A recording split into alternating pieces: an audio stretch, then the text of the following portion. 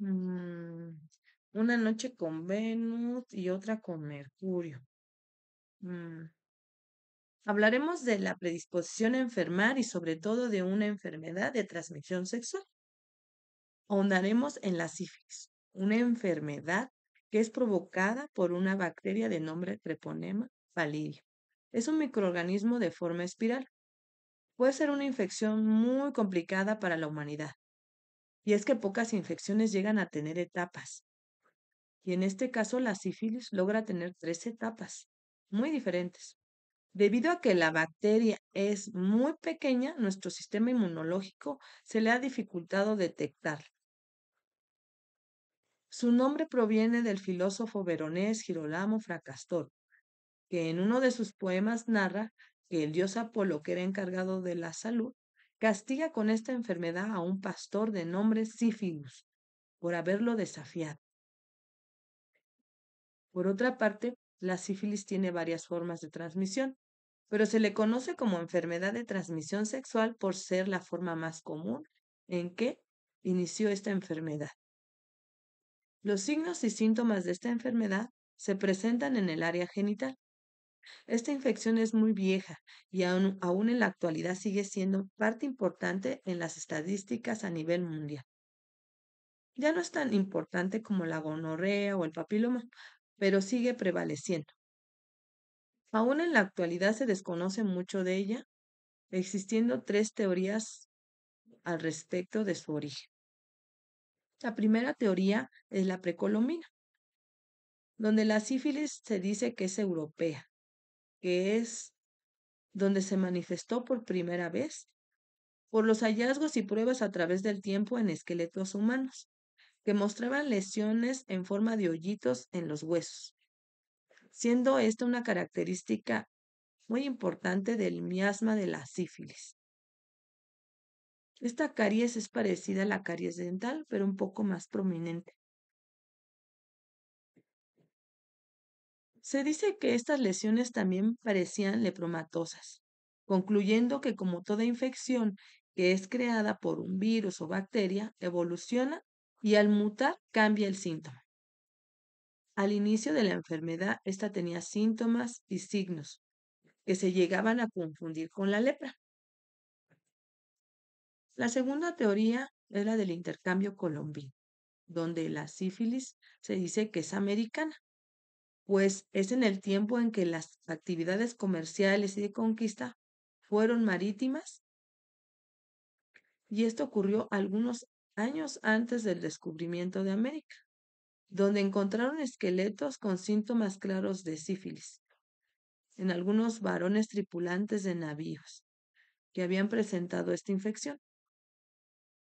Pues estos cuando llegaron al continente americano abusaron de su poder atacando a las mujeres nativas, explotándolas sexualmente sin piedad. Y debido a esto, fue adquirida la sífilis y llevada a otro continente, y así sucesivamente. La tercera teoría, según el historiador Alfred Crosby, sugirió que las dos teorías anteriores eran correctas, pues la sífilis es una expresión tropical de la piel, los huesos y articulaciones llamada guiña, causada por una bacteria. La guiña es parecida a la tuberculosis. Según Crosby, produce distintas treponemotosis, que con el tiempo generan enfermedades relacionadas pero diferentes. Por eso no se define si la enfermedad era nueva o mutada de otras anteriores, que debido a las grandes migraciones que se trasladaron de un sitio a otro, llevando consigo virus, bacterias y que a su vez se originaron los distintos tipos sanguíneos, mezclando los patógenos, se llevaron consigo a la enfermedad.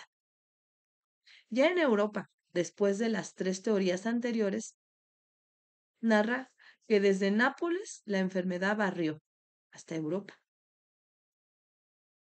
Un historiador llamado Jared Dine en esa época contaba que las pústulas de la sífilis cubrían el cuerpo desde la cabeza hasta las extremidades inferiores, haciendo que se desprendiera la carne de las personas, matándolas en pocos meses. Qué terrible. Conociendo estas características de la sífilis, En su primera etapa surge el chancro y en la segunda los clavos sifilíticos, que en su inicio de la enfermedad eran pústulas. Por tal hecho, la enfermedad es confundida con la lepra, por su parecido. A su vez, la sífilis tiene 4 tipos de contagio. El primero es el contacto sexual. El contacto de la piel y la ligera secreción que generan los chancros o el contacto con los clavos sifilíticos de la persona enferma. Esta puede ser genital u oral. Estos chancros pueden estar en la boca, en el pene, en la vulva. Comienzan con una úlcera indolora, sin signos ni síntomas. En la segunda etapa es la inoculación, es decir, el uso de jeringas entre un grupo de personas. Por ejemplo, cuando usan sustancias para drogarse, lo hacen intravenoso con una misma jeringa entre ese grupo de personas que son las más propensas a padecer esta enfermedad o adquirirla. La tercera etapa es la de la mamá al hijo, de forma congénita. La cuarta etapa es la conatal.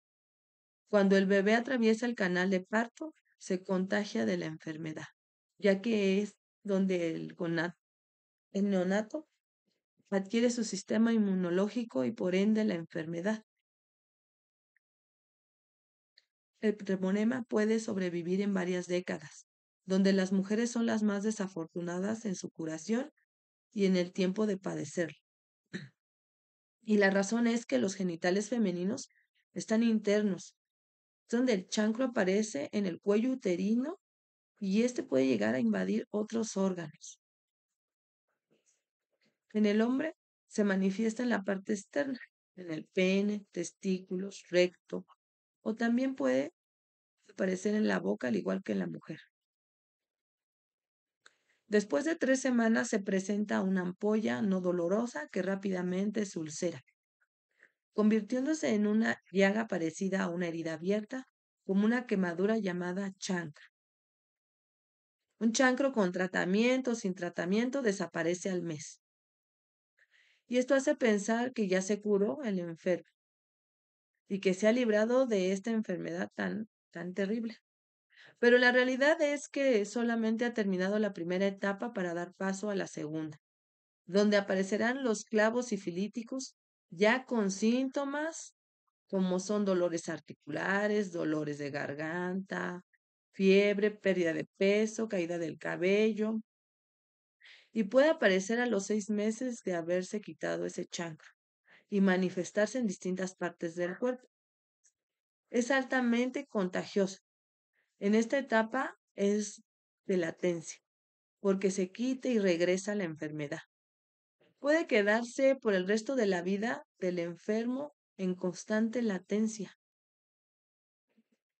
En la tercera etapa, donde la treponema ha llegado a las meninges, las traspasa, las licúa, las consume, genera esa insania, es decir, la locura. Es que es un rasgo característico heredado al miasma sifilítico, por tener esta parte destructiva. Entonces, una noche con Venus y cúrate con Mercurio. Amo la homeopatía.